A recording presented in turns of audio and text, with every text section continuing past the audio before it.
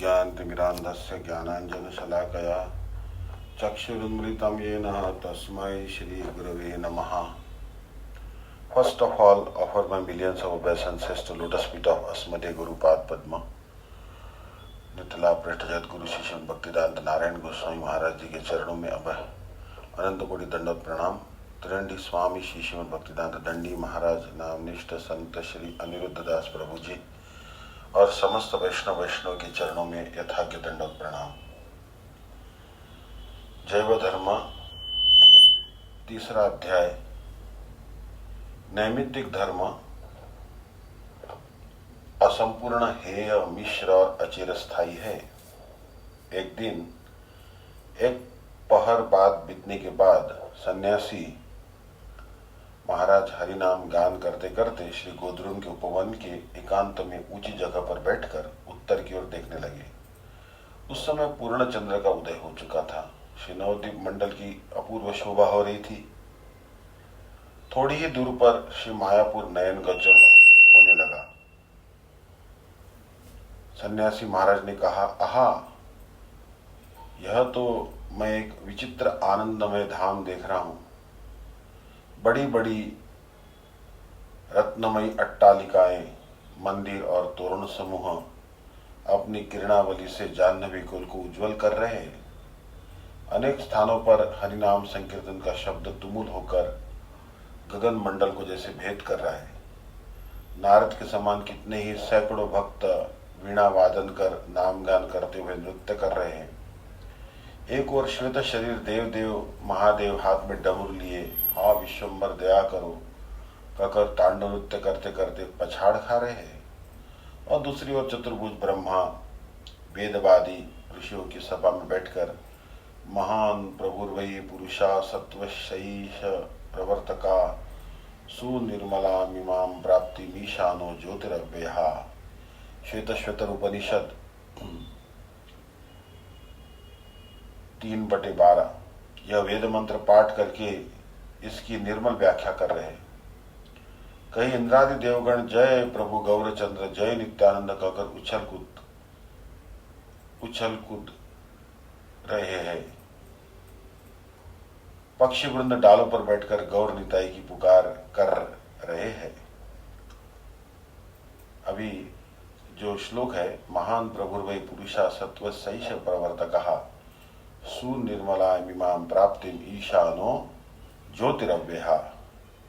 श्वेतशतर उपनिषद 3/12. इसकी व्याख्या जो है, यह पुरुष निश्चय ही महान प्रभु अर्थात महाप्रभु है. वही अंतःकरण अर्थात बुद्धिवृत्ति के प्रवर्तक हैं.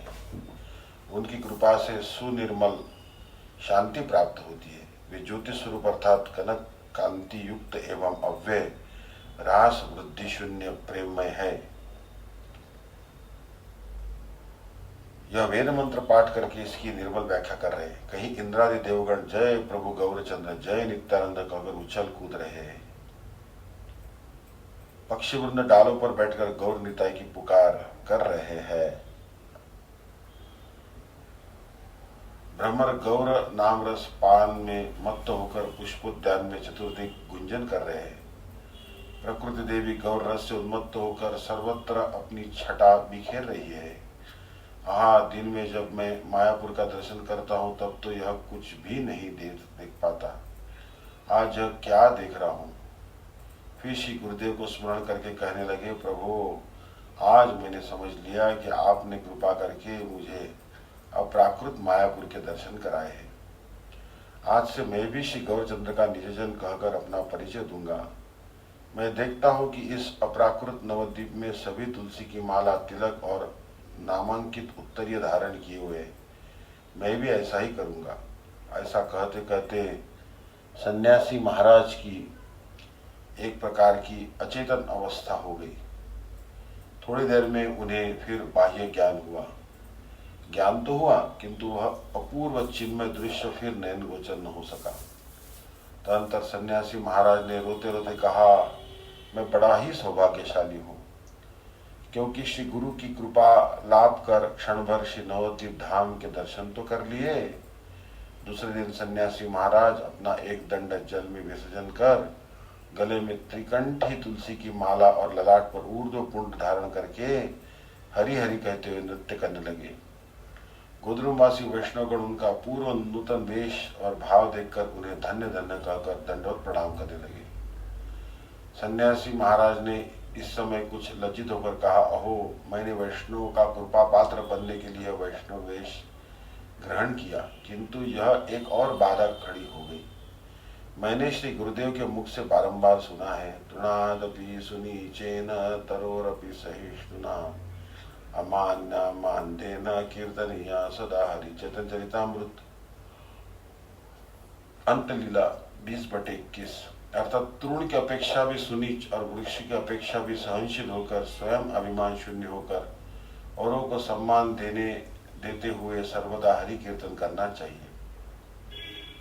जिन्हें मैं अपना गुरु मानता हूँ, अब वे ही वैष्णवगण मुझे प्रणाम करते हैं, मेरी क्या गति होगी। इस प्रकार मन ही मन सोचते सोचते वे परमहंस बाबा जी के पास गए और उन्हें साष्टांग दंडवत प्रणाम कर नतमस्तक हो खड़े हो गए। बाबा जी माधवी मंडप में बैठकर हरि नाम कर रहे थे। उन्होंने सन्यासी महाराज का संपूर्ण वेश परिवर्तन और नाम के प्रति भावोदय देखकर प्रेमाश्रुओं से उनको नहलाते हुए गले लगा लिया और कहा, वैष्णवदास, आज तुम्हारे मंगलमय शरीर का स्पर्श करके मैं कृतार्थ हो गया।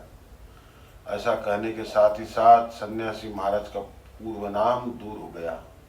अब वे वैष्णव दास के नाम से अभी परिचित हुए। सन्यासी को आज से एक अपूर्व जीवन प्राप्त हुआ। मायावादी सन्यासी का वेश, सन्यासाश्रम का अहंकार पूर्ण नाम और अपने को महत समझने का अभिमान सब कुछ दूर हो गया।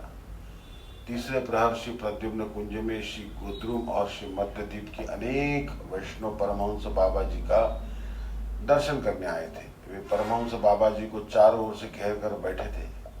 सभी तुलसी की माला से हरिनाम का जप कर रहे थे। कोई हा गौरांगा नित्यानंद, कोई हा सीतानाथ और कोई जय सचिनंदन इत्यादि कहते हुए आंसुओं से तर हो रहे थे। सभी परस्पर इष्ट गोष्ठी कर रहे थे। वैष्णव जन तुलसी की परिक्रमा कर वैष्णव को दंडवत प्रणाम कर रहे थे। इसी समय वैष्णव दास श्री वृंदा देवी की परिक्रमा करके वैष्णव की पदरज में लौटने लगे। कोई महात्मा आपस में कानाफूसी करने लगे, यही न वे सन्यासी महाराज है, आज इनकी कैसी अद्भुत मूर्ति हो रही है। वैष्णव के सामने पृथ्वी पर लौटते हुए वैष्णवदास कह रहे थे, आज मैं वैष्णव की चरण रज प्राप्त कर पार कर कृतार्थ हो गया। श्री गुरुदेव की कृपा से मैंने अच्छी तरह से जान लिया कि वैष्णव पदरज के बिना जीव की और गति नहीं है। वैष्णव पदरज, वैष्णव पादोदक और वैष्णव की अदरसुदा, ये तीन वस्तुएं भवरोग की औषध और भवरोगी की लिए पथ्य हैं। इससे केवल भवरोगी दूर नहीं होता, इससे केवल भवरोगी दूर होता है ऐसी बात नहीं, अपितु जिनका भवरोग दूर हो गया है ऐसे पुरुषों को इनसे परम भोग भी प्रालाभ होता है। हे वैष्णवगण, ऐसा न समझे कि मैं पांडित्य का अहंकार प्रकाश कर रहा हूं। मेरा हृदय आजकल सब अहंकार से शून्य हो गया है।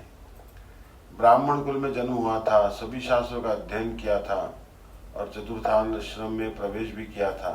उस समय मेरे अहंकार की सीमा न थी, किंतु जब से मैं वैष्णव तत्व की ओर आकृष्ट हुआ तब से मेरे हृदय में एक दीनता का बीज रोपित हो गया है। मैं क्रमशः आप लोगों की कृपा से जन्म अहंकार, विद्यामत और आश्रम गौरव को दूर कर चुका हूँ।